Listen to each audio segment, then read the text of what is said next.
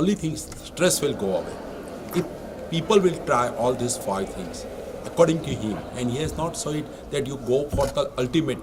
He said a moderate level things if they will try, they are going to have a good life and their stress will go away. ખૂબ જ સારી અને સરળ ભાષામાં આપને સમજાવ્યું કે તમારે જીવન જીવવા માટે જે 5 પિલર કે તમે તમારા ફેમિલીને પણ ટાઈમ આપો, પેશન્ટને પણ ટાઈમ આપો, કોઈપણ વસ્તુ માટે દરેક કોઈપણ એક વસ્તુ પાછળ ખેંચાવું ન જોઈએ. દરેક વસ્તુને તમારે ટૂંકાયેલા હોય છે. સામાન્ય માણસ સારું જીવે છે, હસતા હસતા જીવે છે, પણ ધારો કે તમારી પાસે આ બધું હોય તો તમે એનો સારો ઉપયોગ કરો, તમે પેશન્ટને પણ લાભદાયી થાય એ રીતે પ્રયત્ન કરો. તમને ભગવાને જે વસ્તુ આપી છે, તમે કોઈ પણ વસ્તુ લેતા શીખો છો તો એને આપતા પણ શીખો. કિલો આમ તો બંને જૈન સમાજના બહુ મહત્ત્વના અંગો છે. વ્યવસાયની સાથે સાથે તેઓ સમાજની સેવા પણ કરી તો રહ્યા છે. એમાં સાધુ ભગવાનની વૈયાવત પણ બહુ જ સરસ ભાવનાથી કરતા હોય છે. તો એ માટે એક માર્ગદર્શન પણ જરૂરી છે. સાથે સાથે એ માર્ગદર્શન આજે ગુરુ ભગવંતે એમાં પૂરું પાડ્યું છે. જે 5 પિલર દ્વારા જે માર્ગદર્શન સાહેબે વાતો કરી એનાથી શું છે કે વ્યવસાયની સાથે તેમની ભાવના પર ટકી રહે વૈયાવત માટે. એટલે એ માર્ગદર્શનથી આજે એક વિશાળ એમને સમજ આવી છે. બંને સીએ પણ એટલા જ મહત્ત્વના અંગ છે. આજે મોટાભાગના જૈન સંઘોના ઓડિટ એમના દ્વારા થતા હોય છે. તો એની સાથે ભાવના પણ એમની ડેવલપ થાય સેવાની, એ માટે આજે જે સમજ આપી છે ખરેખર ભણેલા લોકોને તર્કથી, વૈજ્ઞાનિક રીતે, લોજિક શક્તિથી અને ઉદાહરણ રૂપે સમજાવી અને એ વાત સમાજ ઉપયોગી કેવી રીતે થાય, નીચલા લોકોને કેવી રીતે ઉપયોગી થઈ શકાય, એ વિષયે ગુરુદેવે અંદરના સ્પંદનો જગાડવાની જે વાત કરી અને પ્રયત્નો કર્યા તે ખરેખર ખૂબ જરૂરી છે. સમાજમાં રહીને, દેશના નીતિ નિયમોનું પાલન કરીને, કાયદાની અંદર રહીને પણ સમાજને સુધારી શકાય છે. એના પ્રયત્નો કરી શકાય. વાળી વસ્તુ કીધેલી હતી કે આપણે દરેક વસ્તુ માણસ ઈચ્છે છે કે અમને સારી જ વસ્તુ મળે, સારી વસ્તુનું ભાવના રાખતા હોય છે, સારી વસ્તુ માટે બધા જ પ્રયત્ન કરે, પણ સારું બનવાનો પ્રયત્ન ક્યારે કોઈ નથી કરતા હોતા. અને જો વ્યક્તિ સારો બનવાનો પ્રયત્ન કરે તો ઓટોમેટિક આ બંને વસ્તુ એનામાં ફોલ્વ થતી હોય છે અને એની જાતે જ મળતી. એટલે મારા સાહેબે જે આ વસ્તુ કીધી અદ્ભુત હતી. અને બીજી એક વસ્તુ એમને બહુ સરસ કીધી કે તમને ઘરમાં વેલકમ કેટલા કરે. આપણને એવું લાગે આપણું જ ઘર છે, આપણા ઘરમાં શું કોણ વેલકમ કરે, પણ આપણે ક્યારે માર્ક કર્યું કે આપણે કેટલા વાગે જઈએ છીએ, વાઈફ કે આપણો સ્પાઉસ કે કોઈ પણ હોય, આપણે ટાઈમ જોવે કે હજી નીકળ્યા નથી. આપણે નોર્મલ રૂટીનમાં લઈએ કે આને બી હોસ્પિટલમાં જવાની પેશન્ટ માટે રાહ જોવે છે અને પાછા આવે ત્યારે ક્યારે આપણને અડધો કલાક, 2 કલાક મોડું થયું હોય તો ફોન કરીને કોઈ પૂછે કે ક્યાં રોકાઈ ગયા છો, કેમ હજી સુધી નથી આવ્યા. તો એ જે વસ્તુ એમને આજે આમ વિચાર કરતા કરી દીધા કે ખરેખર આવું હોઈ શકે.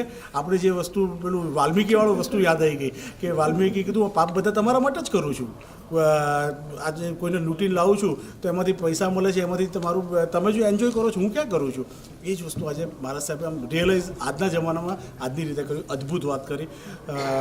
હેડ્સ ઓફ યુ મારા સાહેબને પ્રણામ, ખૂબ ખૂબ પ્રણામ, કોટી કોટી પ્રણામ. અને આવા પ્રયોગો કરવા જ જોઈએ. ડૉક્ટરો માટે નહીં, બધા જ સમાજના દરેક વર્ગ માટે આ કરવા જોઈએ અને ખૂબ ખૂબ ઉપયોગી વસ્તુ છે. અને જે આનું રેકોર્ડિંગ થશે ને, આપણું આત્મા છે, શરીર છે, 80 વર્ષ 100 વર્ષના જીવીશું, પણ આ તો આખું એક નોલેજ બેંક તૈયાર થઈ ગઈ છે. આવનારી પેઢીઓ આ વસ્તુ વાંચને કરશે. એટલે અદ્ભુત. 5 પિલર ઓફ હેપીનેસ પર જે વ્યાખ્યાન આપ્યું એની અંદર એમણે મેઇન 5 મુદ્દા એમણે જે રીતે ક્રમબદ્ધ રીતે સમજાવ્યા તો એ દરેકના ગળે આમ જાણે શ્રેણીમાં અમને બધાને એ આનંદ થયો કે ભાઈ ક્વેશ્ચનિંગ, કાઉન્ટર ક્વેશ્ચનિંગ અને આધ્યાત્મની વાતો, અને પ્લસ એમણે કીધેલું અમને જ્યારે અમે મળવા ગયા ત્યારે કે ભાઈ આ જૈન ધર્મ વિશેનું વ્યાખ્યાન નથી, આ એક જનરલ ઇન્ટેલેક્ચ્યુઅલ પબ્લિક જે સમાજને સારામાં સારી સેવા આપી શકે એવા એલાઇટ વર્ગ માટેનું ભાષણ છે.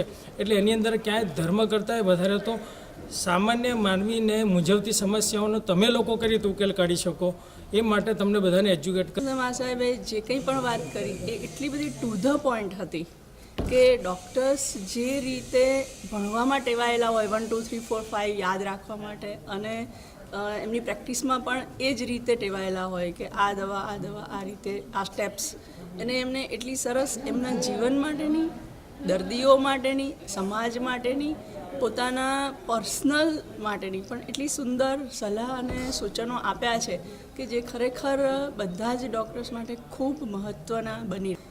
હવે એક એવી ઈચ્છા છે અથવા તો એક એવી આશા છે કે કંઈક આમાંથી એક એવું સજ્જડ નિરાકરણ આવે કે જે દર્દીઓ અને ડૉક્ટર વચ્ચેનો જે આ પૈસા અને ટેકનોલોજીનો જે ગેપ છે એને પૂરી શકે.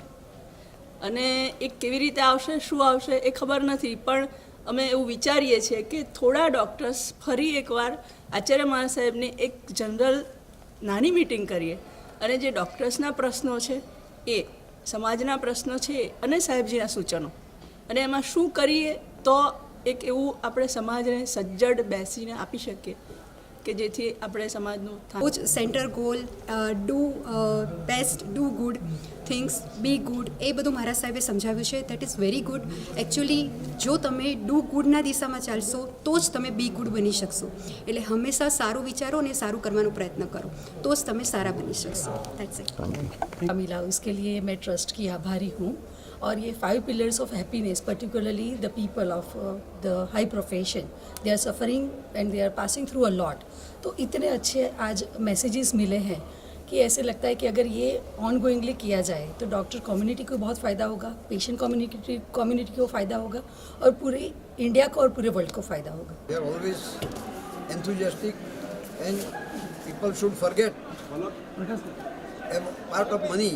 જે અત્યારે રિયલિસ્ટિક જે વસ્તુ છે, પૈસાના પાછળ જે મોહ છે એ પૈસાનો મોહ ઓછો કરો અને લોકોને મદદ કરો અને મદદ કરતા થાઓ, એ એમની હંમેશા ભાવના. એ મારા મત મુજબ માત્ર ડૉક્ટર માટે કે ડૉક્ટર્સ એસોસિએશન્સ માટે અથવા તો હાઈલી એજ્યુકેટેડ પીપલ માટે તો ખરું છે, પરંતુ જે સામાન્ય માણસ છે કે જે આપણે રોજબરોજ સમાજમાં પણ જીવીએ છીએ, એ સિવાય જે આપણી વર્કિંગ પેટર્ન થઈ છે એઝ અ વર્કિંગ લેડી, અને જે પ્રકારનું આપણું અત્યારનું એટમોસ્ફિયર થઈ રહ્યું છે, આપણા જે યુવાનો અલગ માર્ગે વળી રહ્યા છે, સોશિયલ મીડિયાનો એટલો બધો ઉપયોગ થઈ રહ્યો છે કે આપણે ડે ટુ ડેનું કોમ્યુનિકેશન છે કે દરેક વ્યક્તિને એના પ્રમાણેનું પીરસવાની એમની જે તાકાત, એમનું જે પાવર હાઉસ છે, એમાંથી એટલો બધો આજે પાવર આપ્યો છે કે બુદ્ધિજીવી વર્ગ જે ભેગો થયો છે એમના ઘણા બધા કન્સેપ્ટ સારા જ હશે, એનાથી વધારે સારું બનાવવાનો એમનો પ્રયત્ન એમણે કર્યો.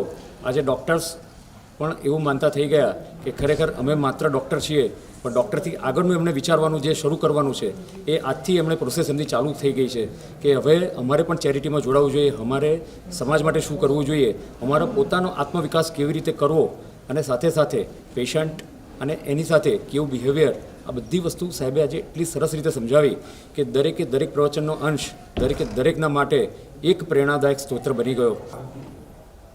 અને Jain doctor federation, Jain chartered accountant federation, એના માધ્યમથી ગુરુદેવના 35 વર્ષથી બુદ્ધિજીવીઓ માટેના પ્રવચનની એક માસ્ટરી રહી છે.